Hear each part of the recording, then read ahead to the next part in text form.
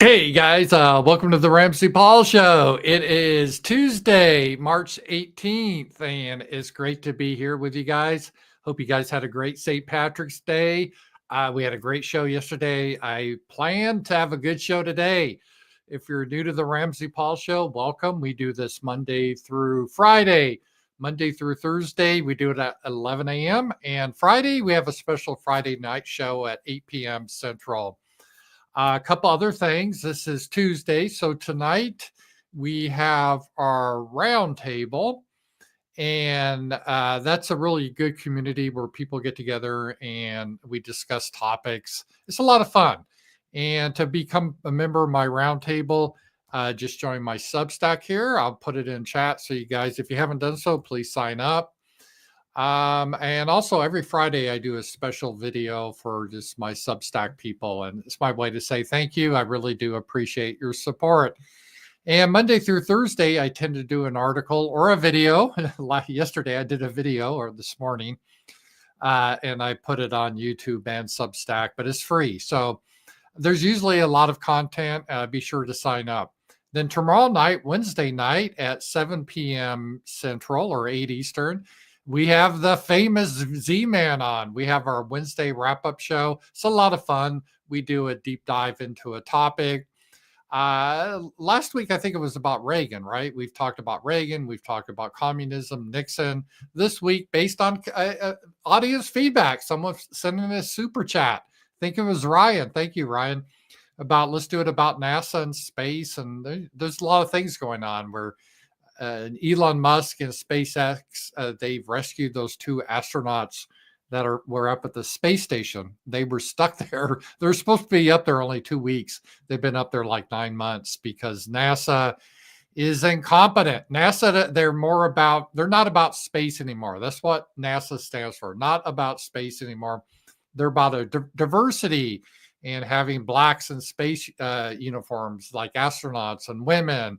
That's what they're all about. They're not about actually achieving anything. They're about the looks. So because of that, NASA was unable to get them back, but luckily SpaceX was able to. But Elon Musk offered this months ago, last year, but Biden, the administration, refused because they thought it'd be bad optics to have the evil Elon Musk, who they were unhappy with at the time because Elon was allowing more free speech on X, and leftists, they can't exist in an environment of free speech because they can't really defend their ideas. So they hated him. They were trying to punish him. And so they thought it'd look bad for him to rescue the astronauts. But now Trump's in, and Elon in fact, they're headed back right now. Hopefully they'll have a safe journey. They probably will be pretty weak after being in zero gravity for 9 months. I know they work out, but still is pretty tough. So that is what's happening there. So we're going to be talking about space. It should be a great show. That's Wednesday night. And I think that's pretty much some of the details here. Let me just give you my P.O. box. Some people write. We love to get letters and cards from people. We have a friend, Michael D. in the Netherlands. He sends us a postcard at times and magazines. Thank you very much, Michael D. We really do appreciate it. So, and if you like the show, be like you're at a virtual coffee place. You throw in a few bucks for a cup of coffee. If you could do that with a super chat or a power chat, link below. Rumble has rants and the Stream Element has the tip feature. The more super chats and interaction I get with the audience, the longer I go. So that kind of determines how long I go during the day. It's usually between an hour and an hour and a half. Yeah, I got a lot of interaction yesterday, so I went an hour and a half. So kind of up to you guys, but it's great to be here. And thank you so much. And be sure to like and subscribe on YouTube and Rumble. And follow me on X. I'm RAMZPAUL. I do appreciate it. All right. There's a lot of stuff going on here. Foreign news, Ukraine, domestic stuff, tons of stuff happening. That's one of the great things. If you're a content creator, I hate that expression, an influencer. Whenever I think of influencer, I just think of something you thought. But it's great when you have someone like Trump in, because there's always stuff happening. a lot of stuff to discuss. So I guess I'll go over some of the stuff I'm not really a big fan of. I'm mostly a big fan of Trump, but there's a few things I disagree with him on. And one is his policy in the Middle East. Now, I think his policy with Ukraine and Russia is good. He wants peace, but he's now ordering attacks on Houthi targets in Yemen, Houthi and the Blowfish, targets in Yemen. And the Houthis, they're kind of a guerrilla group in Yemen. Yemen's not like a real country. It's like Afghanistan. It's just, running around in sandals, beheading people for Allah, the usual way they roll, right? I don't really like the Yemen people. I definitely do not want them in Europe or America. They need to do their Yemeni Houthi things over there, and Allah bless them as they chop off heads or whatever they like to do. But so I'm not like simping for the Houthis. I don't like them. I don't want them in my neighborhood. Believe me. Okay. But I don't.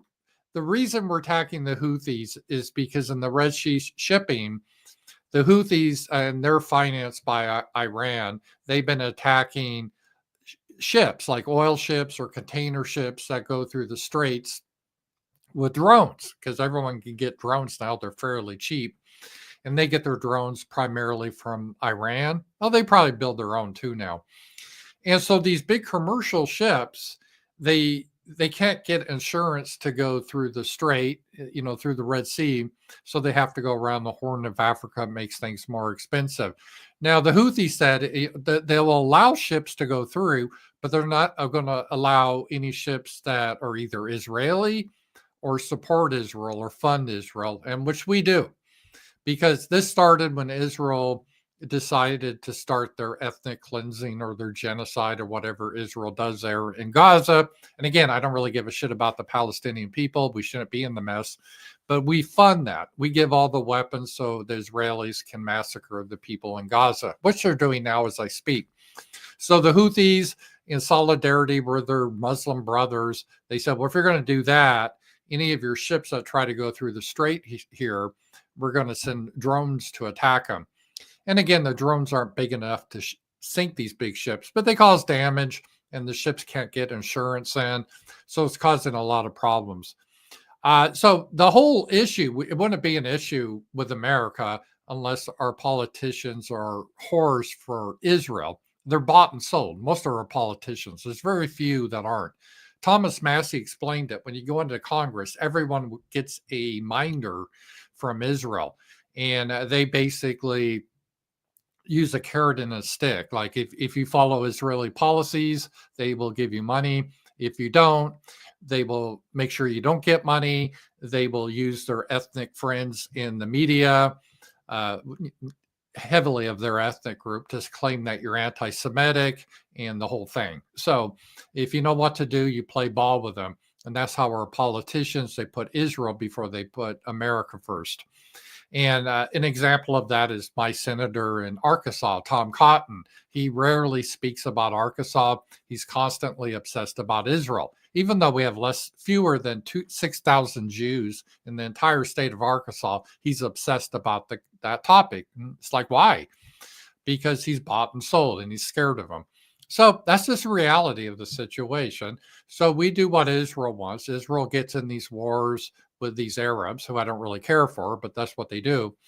And then we get sucked into it. So we get sucked into this because we support Israel. Israel's genociding the Palestinians, and the Houthis are upset of Israel genociding the Palestinians and us providing the money and weapons to do so. So they're responding by attacking shipping that's either American or Israeli in the straits of the Red Sea. And because of that, the big container ships won't go through because they can't get insurance, and that increased the cost of things. So Trump's mad, so he's bombing the Houthis, who are backed by Iran, which just happens to be an enemy of Israel too. Because again, the Iranians and the Houthis, they don't give a damn about America. If we were neutral about the whole Israeli thing, it wouldn't be an issue. There wouldn't be any bombing or whatever. If our policy was, hey, this isn't our business, we just want to be friends with people, they wouldn't be attacking our ships. But instead, no, we got to put Israel first because they're paying off our politicians. We're blackmailing many of them, and we don't want to be called anti-Semitic. So this is the situation we're in now. And we've tried this before. These strikes never work because the Houthis, they're not like, oh, let's have a Houthi base where American bombs can land on us. They're not that dumb. It's kind of like the Viet Cong. They're in the population. And so it's hard to bomb them. And part of the problem we had even under Biden, we sent the ships in the Red Sea to shoot down their drones. Yeah, we can do that, but they have like a $20,000 drone, and we have to use a missile that costs like $3 million to shoot down a $20,000 drone. So the math doesn't work out very well. So we don't really know what to do. So we're bombing shit, killing people in Yemen, which just makes more of these people hate America, which creates more terrorism. And then these people, oh, it's sad. We got to bring in these Arabs, Muslims into Europe or America. They come here, they do terrorist attacks. It's the same bullshit. And I wish we'd break the cycle. But for whatever reason, Trump won't do so. When it comes to whatever Israel wants, that's sadly our number one priority. And I do disagree with Trump on this issue. And again, I don't really care about Israel one way or the other. I don't have like this big hatred of Israel. In some ways, Israel's a good model because they're an ethno state. They believe it's for the Jewish people. We should follow that model. We should have like Britain should just be for the English people. The other people shouldn't be in there. Same with Germany. Should just be for the Germans. So what the Jewish people do in Israel is like a good example we should follow. So I don't really care. They have their ethno state. And I don't have that much sympathy for the Palestinians or all those people. I don't really care because I don't think they're compatible with us. But at the same time, we shouldn't be funding their genocide or ethnic cleansing that Israel's doing there. And that just gets us in this mess. And Trump, he's always been about this, about what's ever best for Israel. And why, I don't know, but he does. Here's Margorie Taylor Green.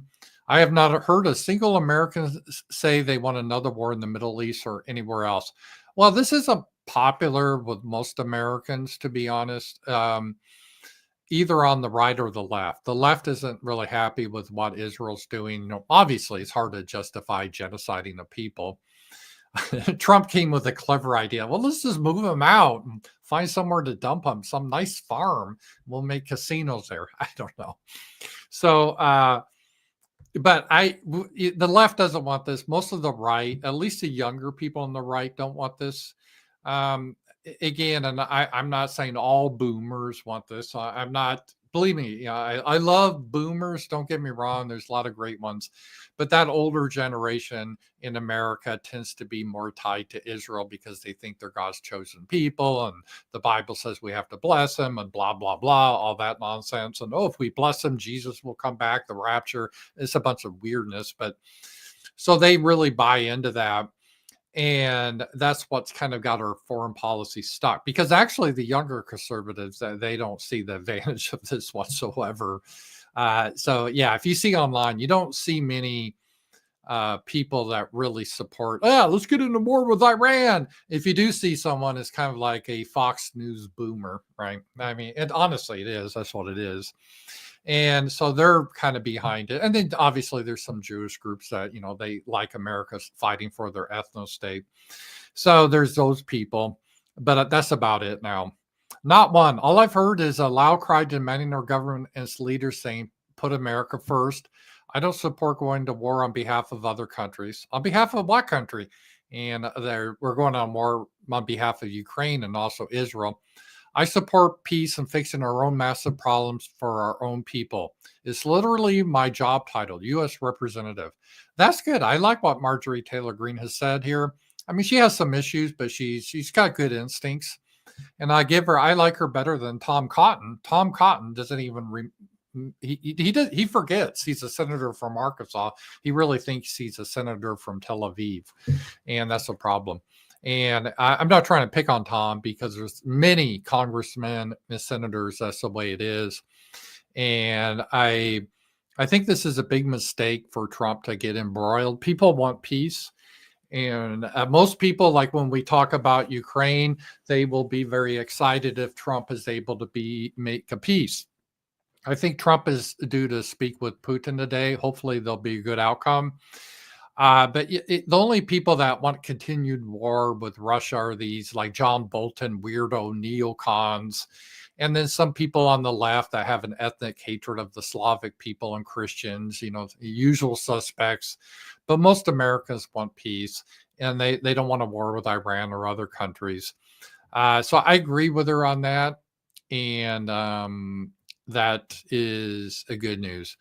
And sadly, because you remember Trump got in and he brokered a peace in Gaza that was tentative, where they were able to bring in aid and food to the pathetic Gaza people, the Palestinians. And Israel now decided to break the peace, and they just started to massacre a bunch of people. And according to the BBC, the Israel's massacred 330 people. I mean, they don't do targeted bombing; they just slaughter people right and left. And this is what our country is funding, and our politicians will never criticize this.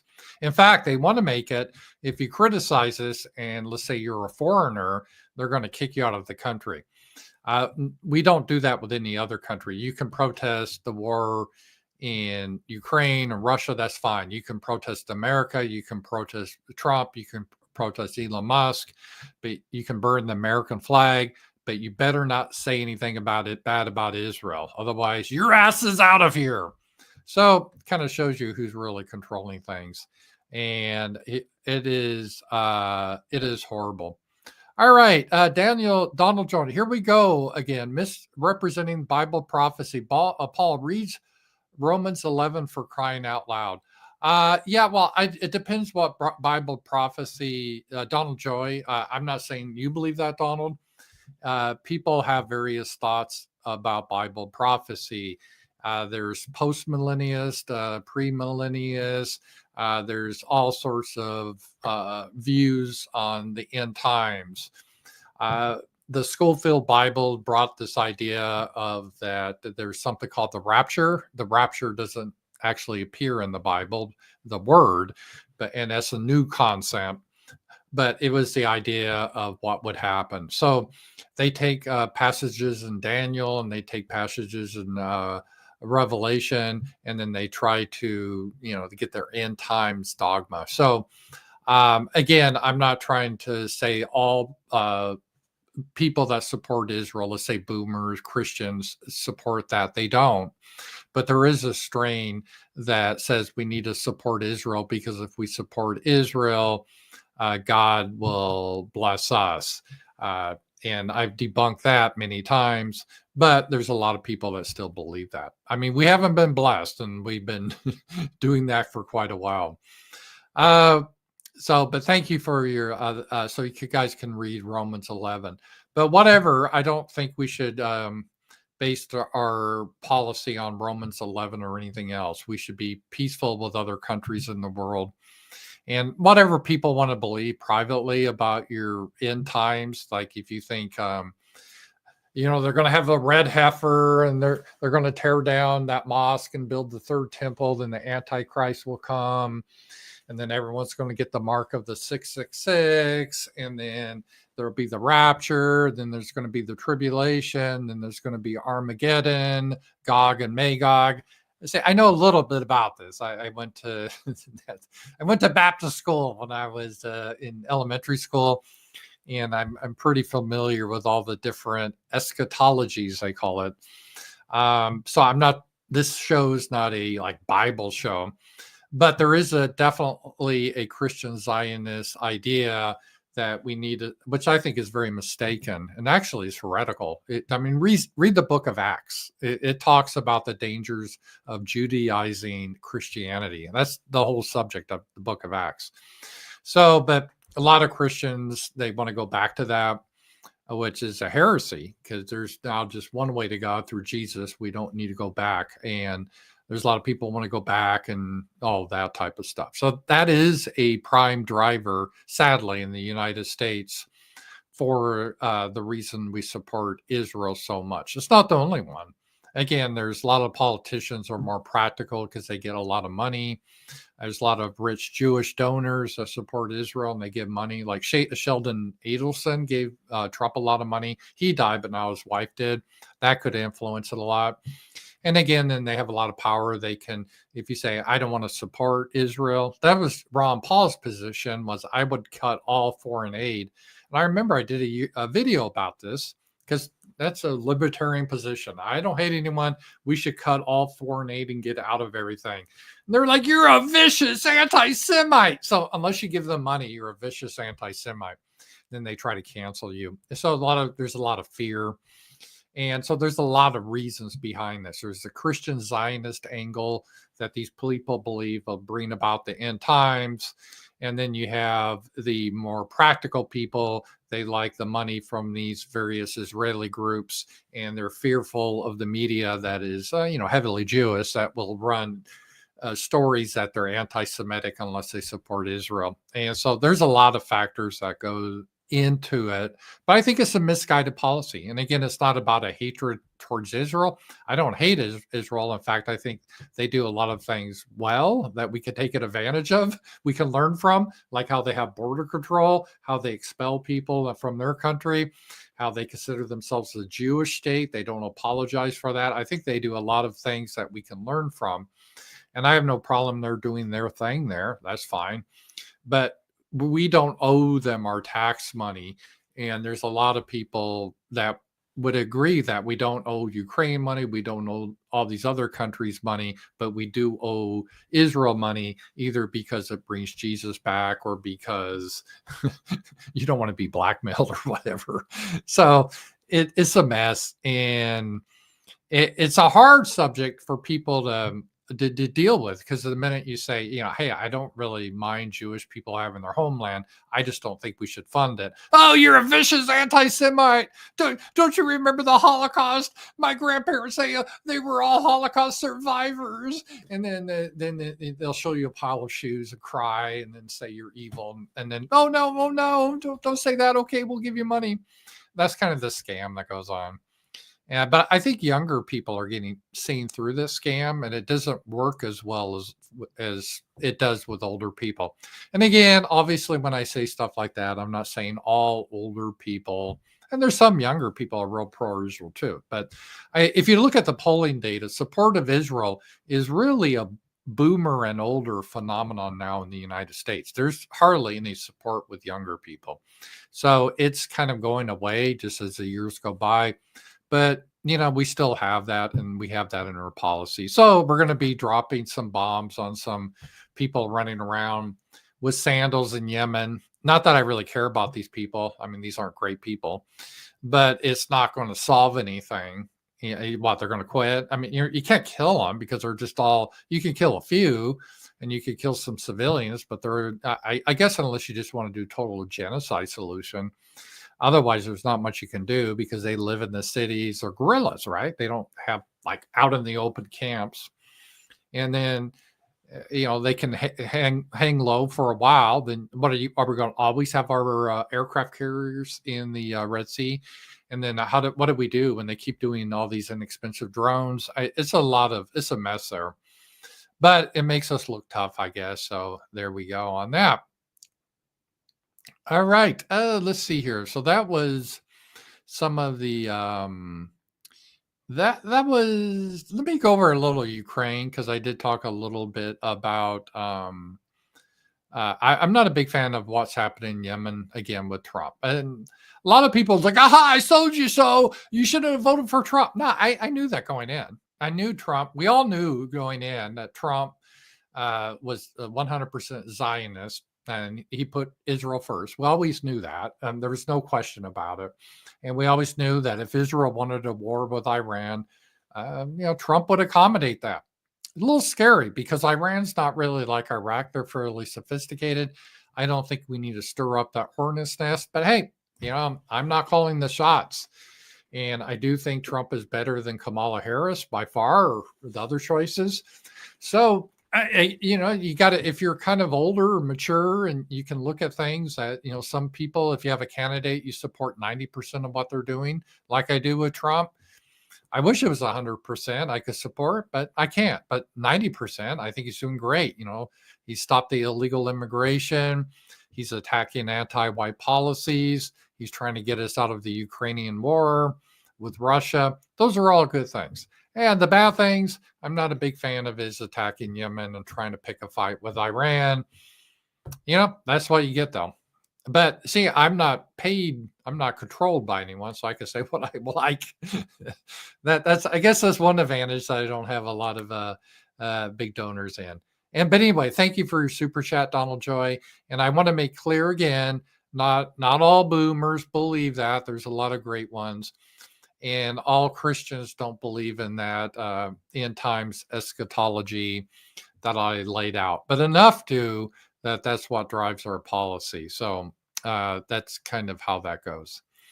All right. Let's take a look at some of the Ukrainian Russia war here.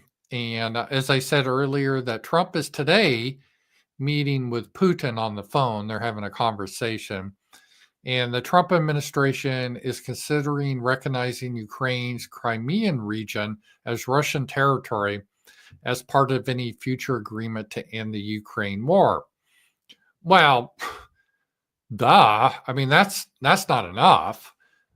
Russia's not going to accept anything less than the Donbass region, and Crimea is just obvious Russian. They're never going to give that up. So it's going to be, and why should they? They're winning. They control most of the Donbass now. They've controlled Crimea. The people that lived in the Crimea, they had a referendum. This was years ago, and they voted to be part of Russia. Most of them are ethnic Russians. And in the Donbass, the same thing. They voted they want to be part of Russia. So it's self-determination. The people should go where they want. And there's no way Russia is going to give up on those territories, and they don't need to. And you have to understand this. A lot of people, especially in the West, and a lot of like these girl bosses, they always talk in who's right or who's wrong in a morality play. But in the end, that doesn't really matter. It's the force and power. And right now, Russia is the strongest force, and they're winning in Ukraine. And there's really no way we can stop it. And I'm not going to go through. I mean, I guess we could get in World War III with them, but that's something Donald Trump doesn't want to do, and I don't want to do. Most people don't want. And plus, Trump needs all these weapons. He can't keep pissing them away in Ukraine. He needs them to fight Iran and the Yemen and Israel. If they're doing some more genocide in Gaza, he may have to send some more weapons there. And then there's always China. So there's a limited amount of weapons and ammunition, and Ukraine's a lost cause. They're running out of men. We're not going to send men there. And the Brits and French don't, they're just a joke. They're not real serious. They don't have a serious army. So it's just reality. There's no reason that Russia needs to agree to a bad deal, because they could say, no, that's okay. Thanks for the offer, but we'll just go ahead and win the war. So I'm not really quite, it's going to have to be a lot more than that for the peace settlement. And here's this, what I was just talking about when it came to Crimea here. If you think about it, the people of Crimea weren't getting a chance to decide their fate in 1954. However, they did get a chance to decide their fate in 2014 when they decided and voted in a referendum to join Russia. And the interesting thing about this here is if you were only going off of what the US government and the mainstream media here in this country tell you, then you would think that this was a referendum that was held at gunpoint, right? You were told that Russian troops were on the ground in Crimea. You would think that they were going house to house and that they were forcing the residents there to vote to join Russia or else. But that's not remotely what happened. It was very peaceful. The people there, many of the people there already considered themselves to be part of Russia. This was just a way of making it official. And it was also a way of saving them from the wrath of the brand new regime that was being installed over in Kiev. And that not only was it backed by the West, but we also have to remember that this regime was anti-Russian, right? They came in, they banned the Russian language. They wanted all of these ethnic Russians to not only forget their language, but to forget their history and their. Yeah, this is a big point. A lot of people don't understand. Once Victoria Nuland and Soros under the Obama administration in 2014, Ukraine had a president that was friendly with Russia. A lot of people, the neocons, did not want that. They wanted a conflict with Russia. And I explained the reasons, the motivations, I believe, why they wanted that conflict. But they engineered a color revolutionary coup against the rightful president, and we put in one of our puppets that was anti-Russian. And there's a lot of Russians in Ukraine, and immediately they started laws and implement activities that were anti-Russian, that try to persecute the ethnic Russian minorities that lived in Ukraine. And again, Ukraine is in, most of the ethnic Russians are in Crimea and eastern Ukraine, known as the Donbass. They're majority ethnic Russian. And the Ukrainians wanted to ban their language, saying you can't speak you can't speak Russian, you have to speak Ukrainian. You can't have your Russian Orthodox Church. They started arresting people, and it sparked a civil war in 2014. So when you want to know when the war really started, it wasn't 3 years ago when Putin invaded Ukraine. It started in 2014 when that fat bitch Victoria Nuland conspired to overthrow the government of Ukraine.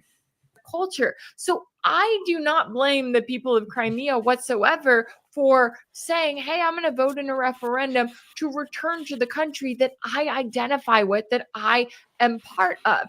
And that's not just me saying that. That's not just the Russian media saying that. That's also notably the BBC that was reporting this in this report that aired in March 2014. Welcome to Russia. Even before the result, people are celebrating because they know exactly what it'll be. A genuine, overwhelming yes to joining the Russian Federation. During the day, the few Russian troops in the streets weren't coercing the locals. They were besieging the remaining Ukrainian soldiers inside their barracks. Many local people regard them as friends.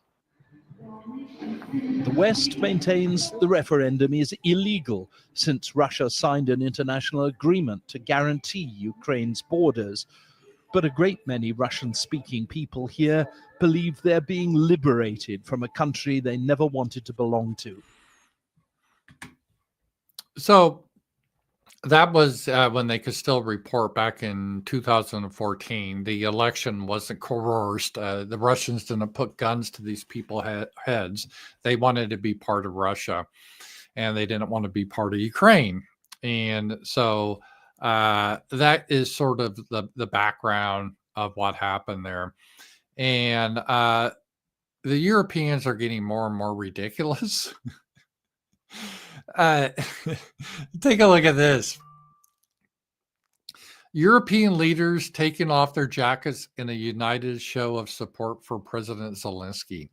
So I guess it's because, Trump objected that, Zelensky always looks like a bum. So these guys, again, this is really stupid. But they decided, we'll take off our jackets to show that we support Zelensky. So I'm sure Putin is trembling in his boots seeing that. This just typifies the West, how unserious it is. We don't have serious leaders that deal with the situation in reality. They just deal with virtue signaling, saying certain phrases that have been pre-programmed for them to say, wearing like a Ukrainian pin, lapel pin, changing how they say Kiev. Their whole life they said Kiev, and all of a sudden now they say Kyiv, all that bullshit, right? But they don't deal with the reality of the situation. They live in this fantasy world of narratives. And that is what we're seeing here. a couple of things that the British are trying to do. They're trying to muck up any sort of peace deal, Starmer. It seems as if the British have cooked up a scheme where during the 30-day ceasefire, they would deploy troops probably to Odessa, where they want a naval base. They sought and didn't get the U.S. backing in terms of air defense for this scheme. This would mean direct war between Anglo-Americans and Russia. What the Brits are trying to do, and Starmer already says they're going to do this no matter what. He's a prime minister of Britain, and Macron goes along with this. Russia doesn't want, part of the reason for the war, they don't want NATO troops in Ukraine. And what Starmer wants to do is put British troops in there, and then there'll be some incident, which they know there will be an incident, and then they'll come crying to Daddy America that we need to bail them out and fight the evil Russians. So they're trying to set up a tripwire to get us, the United States, into World War III. This is what the Brits, Starmer and Macron want to do. I mean, it's obvious. They keep floating this. They keep saying this. But we got to, Trump, I hope, is very clear to the British. If you want to send troops there, I don't give a shit. But if they die, that's not our problem. They'll come bitching to us or crying to us. You got a new diversity in Britain. So send your diverse troops and your girls over there, I guess, if that's what you want to do. But we're not going to bail you out. But that is their whole idea they're trying to do there. And the EU, they've been crying because Putin and Trump are really working things out. And the girl boss here, she's upset because they've excluded her, and she's pretty useless. I did a video about girl bosses today in Nation. So, I mean, she can maybe give them coffee or something, but she's otherwise useless. But she thinks she's a girl boss and she should be involved. So that's where we are in the Ukrainian development. We will see what will happen later today with the meeting between Trump and Putin. I'm a little worried that Trump will get mad because he'll try to get Putin, because Putin doesn't have to give in. And I don't want to stay stuck in Ukraine. And I hope Trump doesn't go to the LBJ way and gets us in a quagmire. He should have just dropped it on day one, or, just got out, just wash our hands of it, walk away. But instead, he's trying to get into the negotiations, which we shouldn't be in the negotiations, really, because this shouldn't concern us. This negotiations should be between Ukraine and Russia. And if Britain and France want to get their hands dirty in this, that's up to them. We shouldn't be in this. But we are, and that is how it is. All right. And thank you guys all for being here. And again, if you have any questions, I have Power Chats, Super Chats, and Rumble has rants. All right. Let's see here. We got some good. I'll do some domestic stuff.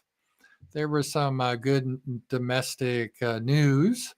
They keep talking about recession, the media now, because, they don't like Trump. But so far, we're not seeing that. The industrial production and the manufacturing production, it came in a lot stronger than was expected. It came in at 0.7% increase. It was expected to be just 0.2, so that was a bigger than thought. And manufacturing is a lot bigger now. And I think we're seeing a lot of this, and we're going to see things get better, especially with tariffs. It's going to bring in a lot of jobs to the United States as factories or companies decide to put their factories in America instead of whatever other country, because they don't have to pay tariffs in. So even like Toyota or whatever, instead of building the cars in Japan, you build them here in America, they don't have to pay a tariff. So, and that's going to help American workers. And I think that should be a good thing. All right, and some more good economic news, although the left's not dealing with this well, or the media. 34 states are now seeing average gas prices below $3 a gallon. It's been below $3 a gallon for a long time in Arkansas. We have some of the more cheap gas. Oklahoma always seems to be about the cheapest. Texas is pretty cheap. but Arkansas is really pretty cheap. We're under $3. And I last time my gas is filled up is like 280, I think, or something. So that's about where we are. Gas prices are headed below $3 a gallon. Why that's not actually a good thing. So you see how they frame it. They're complaining that if the gas prices are high, they will blame Trump and say it's his fault. If gas prices go lower, they will say that's bad too, and that's Trump's fault. I think most people will like lower gas prices. That lowers inflation because the cost to transport items, and it works its way through, and I think that's going to be a good thing. And then another good victory for Trump that we've seen here economically has to do with the eggs. And the eggs became a big thing. Egg prices drop again. And January 21st, when he got into office, is $6.55 average a carton. Now it's $3.45. So it's almost cut in half the price of eggs. And again, this really has nothing to do with inflation, why it got so expensive. Eggs got so expensive primarily because there was a bird flu, and the Biden administration, like they dealt with COVID, they take draconian measures and they slaughtered millions of chickens. It didn't help the bird flu, but they killed millions of chickens. And if you kill millions of chickens, well, they don't lay eggs, right? That's where eggs come from. Eggs come from chickens. And if you kill the chickens, you're not going to have the eggs. So there weren't as many eggs.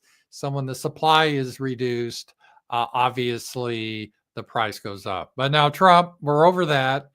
And the chickens are having baby chickens, and we're getting more chickens, and they're having more eggs. So that nature is healing. Nature is healing. So I think that is a good thing. So egg prices are coming down. I always thought that was a meme anyway about the inflation is a real thing. But don't get me wrong. Food inflation and everything has been bad, and there's a lot of reasons for it. I just don't blame Biden. There's a lot of policies for it. But anytime you see a spike in just one commodity, dramatically higher than all the other prices of commodities, it's usually because there's a shortage or something is happening there. And that's what it was with eggs. So it really wasn't because of inflation or anything. Hey, I got another super chat. Thank you, Ryan. Thank you. Doesn't a recession, if any, belong to the last administration? Logically, yes, but emotionally, no. People, president, right or wrong, always gets the credit or the blame for the economic situation. And in many cases, we're not we don't have a kingdom. We have primarily somewhat a free economy. The president only has so much influence over that. And that was the case with Biden with inflation. The dirty little secret is one of the things that kicked off inflation, and I thought it was going to, is during that whole COVID hysteria. God, well, historians look back on that hysteria. But remember, they gave everyone a stimulus check, and that was under Donald Trump. Everyone's like, yeah. I'm like, well, if you give everyone money, it's kind of like the opposite of eggs. If you give a lot more eggs, what does that do? It reduces the price of eggs. And if you pass out money to everything, that lowers the value of the dollar, which makes things more expensive. And so a lot of the inflation under Biden, to be fair, happened because of Trump's policies. But there's typically about a year delay when you start crazy spending until it hits into inflation. So Biden got kind of blamed for that. Although, to be fair, Biden, his administration spent crazy too. So they added to the problem. And to be fair, Biden didn't know what the hell he was doing. He was senile. But when I say Biden, I mean his little regime. He was the figurehead. So, yeah, technically you're right, but most people don't look at it that way. They just look at it, in the snapshot. Like, really, to see the policies of Donald Trump, you have to give it a year or two. We're almost March 20th, so it's almost, because he was inaugurated January 20th, so it's February, March, right? So it's only been 2 months. So you can't really evaluate Trump properly in 2 months. I don't think. it's one of those things. If you're going to be fair, you got to see, 2 years. I think we could get more of a sense of how Trump has done. But for 2 months, it's been a good start for the most part. Again, I object to the whole Yemen-Iran thing. But otherwise, I pretty much like what Trump's doing. So, but we'll see in a couple years. That's where it will come apart. All right. One of the key things that Trump has done, and this is very important, is he's standing up to a corrupt judiciary. And we have judges that are low-level federal judges that think they are like kings and they can decide policy in America. And the wife of the Obama judge blocking Trump's deportation of illegal criminal aliens is the founder of an abortion NGO funded indirectly by USAID and Soros. So this judge is very corrupt. His wife is involved with Soros and abortions and all these NGOs. And they're used to the left. They always thought, well, if the people vote for something that we don't like, we'll just have our corrupt judge overturn it. That happened in California. California was ruined, but California used to be a nice state. The people, they voted on Proposition 187 to try to limit illegal aliens in California. I think this was in the 80s. A corrupt judge overturned the will of the people, and now the state is, I don't know, it was only like 30% white. The state's in the shitter now because of that. We can't afford to humor these corrupt judges anymore. We can't have some random judge in Washington declaring himself king and being able to say, no, you got to keep illegal aliens in. And this is going to be a key fight that Trump needs to fight. Otherwise, we can't win. And here's Donald Trump. This radical left lunatic of a judge, a troublemaker and agitator who was sadly appointed by Barack Hussein Obama, was not elected president. He didn't win the popular vote a lot. He didn't win all 7 swing states. He didn't win anything. And so I'm not going to read all this, but that is a good point. In a democracy, we have Donald Trump. That's who people voted for. If the judge doesn't like the policies of Donald Trump, the judge is welcome to try to win the nomination of the Democrats or the Republicans and run for president. The judge, just because he was appointed by Obama, doesn't make him king of America and saying, oh no, we have to take in illegal Venezuelans that terrorize people in their apartment complexes. Go fuck yourself, judge. And Donald Trump's like, yeah, we're not going to follow your order. It's ridiculous. And that is what has to happen. And I wanted to show this. This is a great breakdown by my favorite. Again, besides J.D. Vance, this is one of my favorite guys here in the administration, Stephen Miller. He is really good, very intelligent man. Let's listen to him with his CNN bimbo. So you called the judge's order just earlier today, quote, patently unlawful, end quote, and said that it was an assault on democracy itself. Does that mean that the administration is ignoring this order, and might you ignore future court orders that meet the criteria you laid out? The President of the United States and his administration reserve all rights under the Constitution to conduct national security operations in defense of the United States. The Alien Enemies Act, which was passed into law by the founding generation of this country, men like John Adams, was written explicitly to give the president the authority to repel an alien invasion of the United States. That is not something that a district court judge has any authority whatsoever to interfere with, to enjoin, to restrict, or to restrain any way. You can read the law yourself. There's not one clause in that law that makes it subject to judicial review, let alone district court review. Yeah, so the judge has no, he could say this, but it's like, well, you don't have any authority over this, judge, even though you're a woke leftist and your wife is, getting money from USAID for promoting abortions. You don't have any authority. So Trump is right to ignore the judge. So Stephen, when you say that this person has no authority at all, this is how our system works. It starts with these judges and then continues up. At what point does it become, in your view, legal for the justice system to be looking at this and making a judgment? And I fail to see how there's any other way but to start with where we're starting here before you get to eventually the Supreme Court. Well, so first of all, there's a term in law, justiciable. This is not justiciable. In other words, this is not subject to judicial remedy. When the president is exercising his Article 2 powers to defend the country against an invasion or to repel a foreign terrorist that is unlawfully in the country, he's exercising his core Article 2 powers as commander-in-chief. Is Venezuela invading the U.S.? This is a very important point. This is a Title 50 authority. It's a commander-in-chief authority. So just to ask you a simple question, you talk about how the system works. Does a district court judge have the right to direct or enjoin troop movements overseas? Yes or no? Well, Stephen, my question, if you could in answer my question first, in other words, is Venezuela invading our country in a way that would TDA, so I'll answer yours and you'll answer mine. Under the terms of the statute, Tren de Aragua is an alien enemy force that has come here as detailed at length in the proclamation at the direction of the Venezuelan government.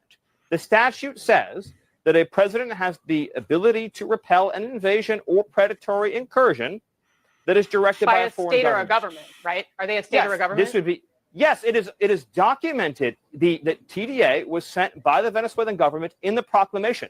And here's an even more important point. Under the Constitution, who makes that determination? A district court judge elected by no one, or the commander-in-chief of the Army and Navy? The president and the president alone makes a decision of what triggers that determination. So do you then think we are actually at war with Venezuela, the nation state of Venezuela? You're not hearing me, and you're not. She's not very smart. She doesn't understand this. She was there just to be the female face on the. She doesn't understand this. This is going over her head. It's embarrassing, but it is. Understanding me. Read the statute, Alien Enemies Act, 1798. It says if a predatory incursion is perpetrated by a foreign government, so it lists three qualifying actions. It could be an act of war. It does say in the very beginning there has to be a declared war against a nation or a state. That's what it says. No, wrong. Look up the statute. It's on my account on social media. That's actually where we found it. Yes, it says or a predatory incursion or an invasion. The statute delineates three criteria for triggering the Alien Enemies Act. One is an act of war, which, by the way, an invasion is an act of war, but put that aside. One is an invasion, which this is. One is a predatory incursion, which this is. So it actually meets all three statutory criteria. But with respect to this particular statute, the proclamation is utilizing the incursion and invasion language in the statute. But this is a very important question because no, hold on. It's a very important question. You said the way our system works is the president of the United States commands the armed forces of the country, commands the foreign policy of the country, and that's subject to district court review. That is fundamentally untrue. I never said that, Stephen. I did not say that has never been true. This was not a military operation. A district court judge can no more enjoin the expulsion of foreign terrorists to foreign soil that he can direct the movement of Air Force One, that he can direct the movement of an aircraft carrier, that he can direct Marco Rubio to engage in diplomacy in a country or not. Do you think the Supreme Court has any say over this or not? Does the Supreme Court of the United States have any say over the things that you were just outlining right here? I believe what the Supreme Court will say is what I just said, which is that the president's conduct here is not subject to judicial review. But you are acknowledging that they do, in fact, have a say here, even though you think they may agree with you. What we are expecting is the Supreme Court to say what has always been the case, which is when the president is using his powers as commander-in-chief, those determinations are not subject to judicial review. In other words, the president's designation of Tren de Aragua as a foreign terrorist organization and as an alien enemy are part of his inherent plenary authority. There is no way. At what point in the system, Stephen, how are you going to expel? How are you going to expel illegal alien invaders from our country who are raping little girls, who are murdering little girls, if each and every deportation has to be adjudicated in a district court judge? That means you have no country. It means you have no sovereignty. It means you have no future. It is fundamentally incompatible to have a country and have individual expulsions adjudicated by a single district court judge. I'm just trying to figure out at what point in the system do you, because what does the Trump administration believe? Because we do have separation of powers in this country. I hear what you're saying. Yes, you're saying the separation of district court powers. does This not is the have judiciary authority. interfering Stephen, in let me the finish. executive function. Let me That is the finish. separation Okay. of power. That is the Did separation you of ignore power. the judge's order here because you thought you could? So the judge's order and the actions taken by the Departments of Defense, Justice, and Homeland Security are not in conflict. And the Department of Justice has been clear that they are not in conflict. But So you making a think more that you did fundamental go point. along with the order that the judge put out? You do not think that the Trump administration As defied this order? As the Justice Department said, there is no conflict between the judge's order and the actions taken by the departments I just listed. But I'm making a deeper and more fundamental point. Yeah. The district so, court yeah, I mean, if you has don't have no to follow it, why ability. didn't you? The district court has no ability to in any way restrain the president's authorities under the Alien Enemies Act or his ability to conduct the foreign affairs of the United States. Let me paint a picture for you. President Trump and Secretary of State Marco Rubio had engaged in intensive diplomacy to obtain a bilateral security agreement with the nation of El Salvador. If a district court judge can enjoin that bilateral security agreement, then we do not have a democracy. Stephen, you've made your argument. We do not have a foreign policy. We've heard you say this. Did you ignore that? Did the administration ignore the order from the district judge? It's a simple question. I've answered it. I've answered it because the Department of Justice has made a filing in the court. But let me make another point. The judge, in this case, put the lives of every single person on those aircraft at risk. Did he know how much fuel was in those planes? Did he know the flight conditions? Did he know the weather conditions? Did he know how many crew hours? Did he know the need for crew rest? Did he know any of that? No. This judge violated the law. He violated the Constitution. So do he you defied think that the system of government that we have in this country. Because that does seem to be what you're arguing.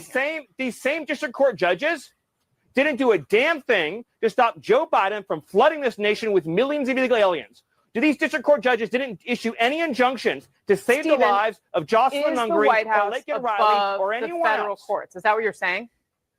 What I'm saying is that what you said, there's a separation of powers. The judiciary exercises judgment and relief. I don't speak for the White House. You are here to speak. I will do. You're here to speak for the White House. I just want you to answer that one simple question. I am. Ready? Here we go. Under a proper reading of the Constitution, district court judges provide relief to individual plaintiffs seeking relief. District court judges do not have the authority, as a general matter, to enjoin the functioning of the executive branch. But their authority is at its lowest point when the president is exercising his powers as commander-in-chief. And I asked you a question, you never answered it. Can a judge enjoin troop movements overseas? Can a district court judge enjoin troop movements overseas? Stephen, yes or no? I am not going to get into the just say no, and then you'll know that I'm right. This is a just separate say no, question, and you'll know that Stephen. I'm right. Okay, we're not talking about other troops the overseas. president. I need to ask you about something else. The president issued a proclamation delineating in detail how the Venezuelan regime sent this gang, this terrorist organization, to our shores. And by the way, and I love being here, but all the outrage that we are seeing from the Democrat Party and from the corporate media. So I know I usually don't go that long with a clip, but I thought it was worth seeing. She didn't understand what he was talking about. She wanted to answer his question. This is an important thing. A federal district judge does not have the power, for example, to say, oh, I'm going to order troop movements, or you can't send these troops here. It just doesn't have that power. So you don't have to abide by that. And Trump shouldn't. No more than like if I just made a proclamation here from my house, like, Trump, you got to invade Iceland. I have decreed that. You know, they're like, well, who are you? You're Ramsey Paul. You live in the Ozarks. You don't have any authority. And a federal district court judge does not have the authority to command the United States in foreign policy issues or as a commander in chief. This is that simple. He doesn't have that authority. And you shouldn't obey it. In fact, the judge should be impeached because he's trying to exceed his authority. That is how the system should work. Otherwise, as Stephen Miller said, we do not have a country. We don't have a democracy. We're just run by these shit libs and black robes. And you see what happened in California. We can't do that. That's just got to be a key thing. Thank God that Trump was pushing back on that. And they have no way to enforce it. So, I mean, it's for the judge. Yeah, what are you going to do? You know, Trump has the U.S. Marshals. That judge has no power, and so you don't have to listen to it. So I think that was a good thing. Amazing how the left suddenly care about the rule of law when we had 4 years of illegal alien invasion. Yeah, I mean, that was the thing. As Stephen Miller said, these shit-lived court or lawyers, they didn't try to say, oh, you can't just allow all these people to flood into our country. Yeah, that wasn't, they didn't worry about that. That was interesting. Courtney from Alabama, thank you. $10. I saw your video this morning. I thought you made good points. Overall, though, I don't think most women like men dying in wars. We have sons, brothers, and fathers who we care about. Yeah, I think it's not most women. I think it's. I did my video today about these girl boss leaders. Tucker Carlson brought this up in a clip. How, if women just ran things, everything would be more peaceful. But that's not really the case. In fact, women are actually more violent than men. And I explained the reasons why they are. But one of the reasons is they try to overcompensate, like, oh, they're going to see me as a weak woman, so I got to show them a badass. And so they try to agitate war. And also part of it is the people in those positions, and men are too, they tend to be kind of like psychopaths. They don't really care about people. And these women in charge, they don't really care about a lot of these men because, again, it's not them that are going to fight, right? And you saw that in Ukraine. You see this, it's mostly 99% young men that are fighting. Meanwhile, the women of those, a 20-year-old man or 22-year-old man's in a trench in the Donbass, right? Facing drone fire, blood and gore and everything.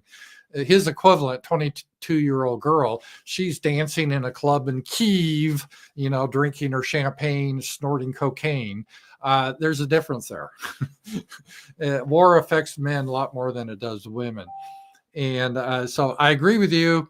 I think for normal women, they don't want to see their husbands and sons dying.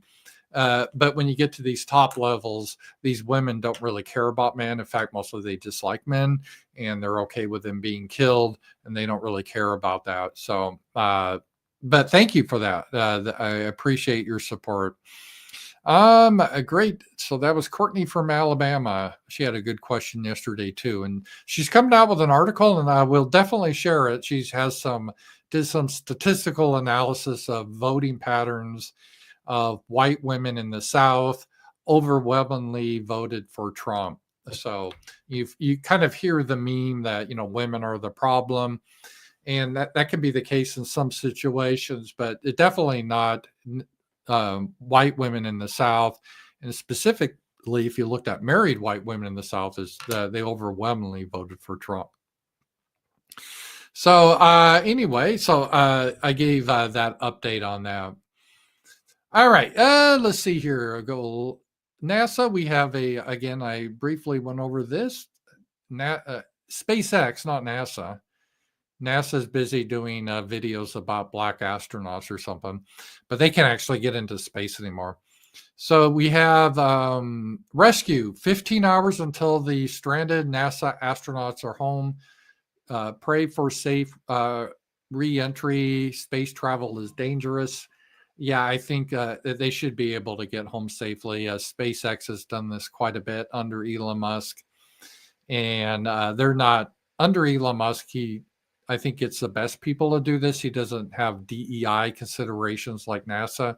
NASA is all about DEI, and they're not about getting competent people. They're more about having plenty of blacks or women or Muslims. That's what's prime importance to them, not actually exploring space. So because of that, they are unable to get the astronauts. So there's I don't know. I'll discuss this with Z-Man tomorrow. Remember, tomorrow night, Wednesday wrap up with Z-Man. We're talking about space.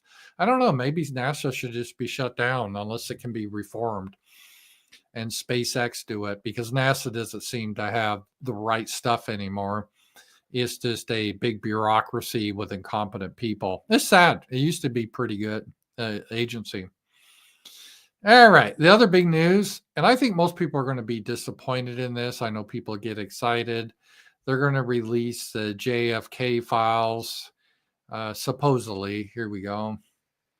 The American people will have their hands on these documents, and there will be a story to tell. I won't preview that story, but let me tell you, the American people are truly going to be shocked at what they see.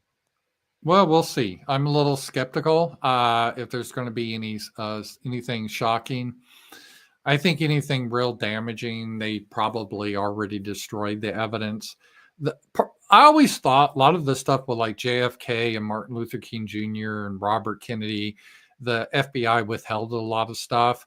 And now we see why, because with like Martin Luther King Jr., he wasn't this religious man like he pretended to be. He was a degenerate communist that convorted with underage prostitutes. That's the Reverend.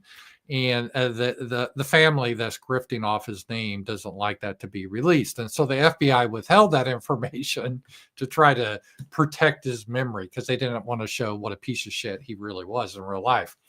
Same is true about JFK, John F. Kennedy. That guy was a philanderer. He had multiple affairs, I think is fairly well known, Marilyn Monroe and everything else. And when the FBI did the investigation or the study about, the assassination, they look at all angles, like who's he sleeping with and everything. And so they probably redacted a lot of that information. I don't know, but I do think Oswald killed Kennedy. He's the one that pulled the trigger. Was he backed by someone? That's an interesting question. I saw Z-Man mention it might have been Israel behind it. Could be. Israel was upset with JFK, and Lyndon B. Johnson was a lot more accommodating towards Israel.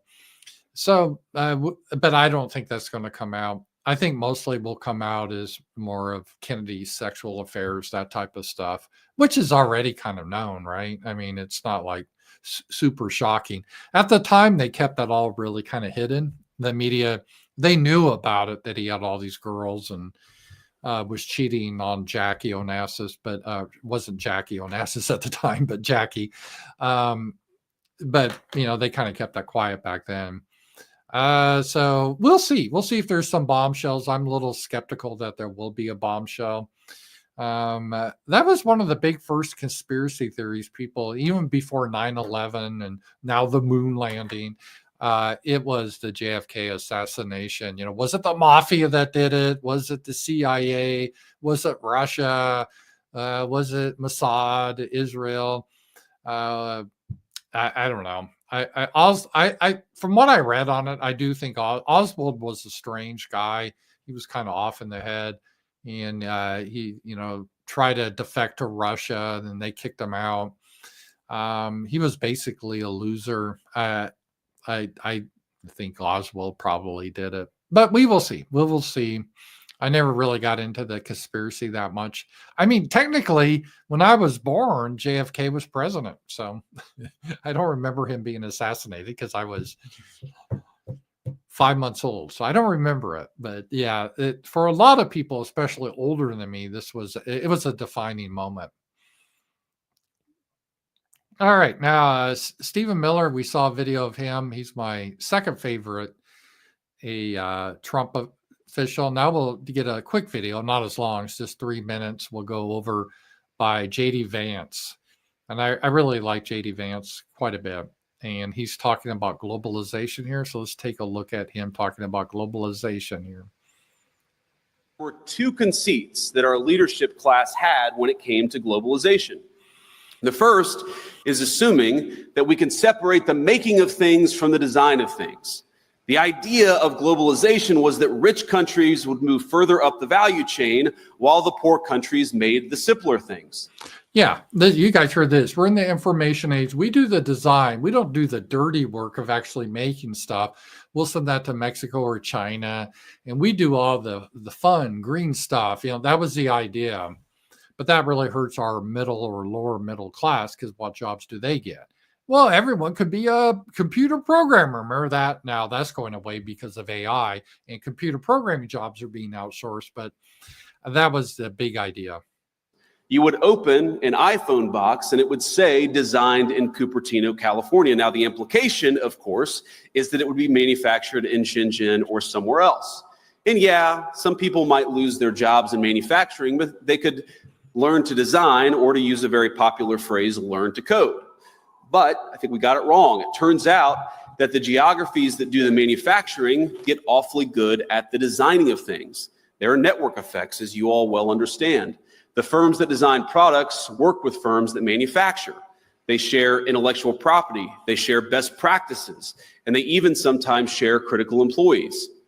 Now, we assume that other nations would always trail us in the value chain, but it turns out that as they got better at the low end of the value chain, they also started catching up on the higher end. We were squeezed from both ends. Now, that was the first conceit of globalization. I think the second. Yeah. And again, there's other issues with this too, that not everyone can do the high end stuff. Not everyone's going to be a programmer. Let's forget about the outsourcing programming jobs, but that was always not in the cards. Not everyone is super intelligent. And I don't mean that meanly. And how you define intelligence is a little different. A lot of people, they're not good at maybe math or school type stuff, but they're really clever in building things, more than a lot of guys that are really great. And I've known geniuses that have troubles, changing their tire, but they can do theoretical mathematics. Then you have a lot of people that, they can hardly read, but they can really build very well. So there's different skills. And there's a lot of people that are really good at doing like factory work, and there's no shame in that. There really isn't. And I don't think other people are better or anything like that. I always hate those class war things. I've always been around more of the higher end type people. Where I'm from, I went to university. Those were kind of my people, but I don't look down upon people that actually do like the real work. And we had this conceit that we could take away these jobs. Oh, well, screw them. They can learn to be programmers. Well, number one, we don't need that many programmers because we're outsourcing them, and you don't need that many anyway because of productivity gains. And number two, a lot of them just can't do it. They don't have the natural ability to do it. It doesn't mean they're stupid people. I mean, they could build a shed, or they could assemble a car. They could do a lot of right things that the programmers can't do, but they don't have the intellectual ability to do the same thing like a JD Vance could do. And again, that's not good or bad. People are different, but we need jobs for those people. So, and it hurts those communities because those people, you have a blue collar job, you get a decent pay. As a man, it's important to get money so you can attract a female, so you can build a family, and then you can do your vacations, you pay property taxes, you're a member of the community, join a bowling team, you integrate. This makes for a good city. But you ship all these jobs out, and then the cities really fall apart. We saw that in Flint, Michigan. We saw that in Rockford, Illinois. We saw that in Fort Smith, Arkansas. Those are three I'm just talking about because I know people personally from those areas that saw the destruction. Sasha used to be from Rockford, Illinois. That used to be a blue collar town that was pretty prosperous and imploded. I lived in Flint, Michigan briefly. It used to be a really prosperous town in the 50s and 60s. It imploded. And I know people in Fort Smith. Fort Smith used to be the second biggest town in city in Arkansas. It's no longer. So free trade and shipping these jobs out really hurt a lot of normal working class people. Is that cheap labor is fundamentally a crutch, and it's a crutch that inhibits innovation. I might even say that it's a drug that too many American firms got addicted to. Now, if you can make a product more cheaply, it's far too easy to do that rather than to innovate. And whether we were offshoring factories to cheap labor economies or importing cheap labor through our immigration system, cheap labor became the drug of Western economies. And I'd say that if you look in nearly every country from Canada to the UK that imported large amounts of cheap labor, you've seen productivity stagnate. I don't think that's not a total happenstance. I think that we know that, and there's a graph I may show you after this of Canada. Canada decided they were going to replace the white Canadians, and they almost have, with like Indians and stuff. And they thought that was going to help their economy and be really great. And it hasn't. their economy has declined. So importing third world people into your country, it doesn't rejuvenate the economy. And I really hate this talking point people make, and I've challenged people in real life about this. One of the girls that cuts my hair, she's Hispanic. Her parents, they don't even speak English here. They migrated here. And we were just talking about it. And I said, oh, maybe they should go back. You know, they don't speak English. Maybe they'd be happier back in Mexico. I did it in a nice way. She goes, yeah, but if all the Mexican people left, who would do the jobs? And I'm like, well, white people didn't. You know, she didn't have an answer. I said, you know, before like the 80s, Northwest Arkansas was almost 100% white. It really almost was 100% white, because in this part of Arkansas, we never had slavery. There's no cotton fields up here because the climate's not for it. So it was all whites, and all the schools were 100% white. It was just whites, and they did all the work. So who did the work then? Well, white people. And well, who would pick the crops, like the laborers on farms? Well, Sasha's family did. Her and I'll probably get this wrong, not her like father, but I think her grandparents or uncles, or they were migrant workers. People, I don't know about you guys, if you had family members, your ancestors, that actually did work themselves in the fields as farmers or manual laborers, or I mean, white people did do those jobs, you know. Sasha's dad was a roofer. Now they're all Mexicans. So what, a white guy being a roofer? Used to all be roofers. Construction used to all be white guys. It was weird when I went to Hungary in Budapest. I would see a construction site, and it seemed so weird because they're all a bunch of white Hungarians on the construction site. It was so nice to see. And that's the way it was in America. It's kind of like when in Budapest, when I saw like a little classroom, they had little kindergartners all holding hands. It was cute. And they're going to, I don't know, a field trip or something. And they were all white Hungarians. It's so nice to see. You don't see that in America. So we used to do this sort of thing. So that's sort of a myth. Connection is very direct. Now, one of the debates you hear on the minimum wage, for instance, is that increases in the minimum wage force firms to automate. So a higher wage at McDonald's means more kiosks. And whatever your views on the wisdom of the minimum wage, I'm not going to comment on that here. Companies innovating in the absence of cheap labor is a good thing.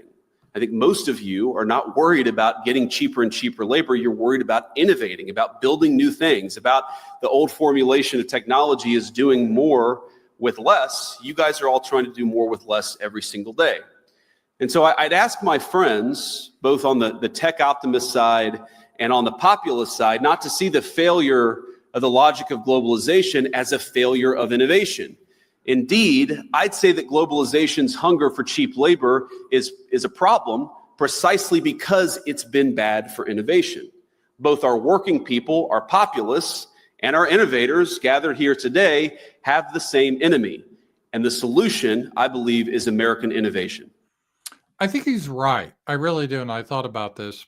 Part of the reason, because I worked in the tech field for 30 some years, and I know the pressure to get cheap labor.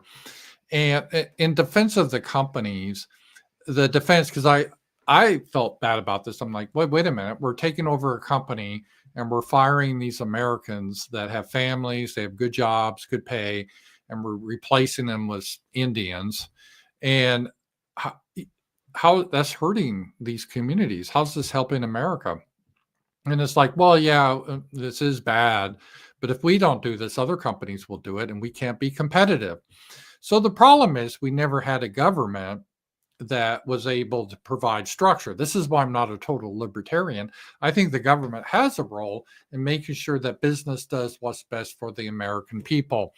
And as, for example, I support tariffs to bring back manufacturing.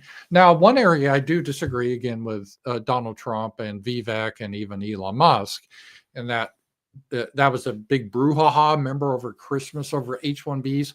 We should get the H-1Bs out of here. They need to get the hell out, go back to India.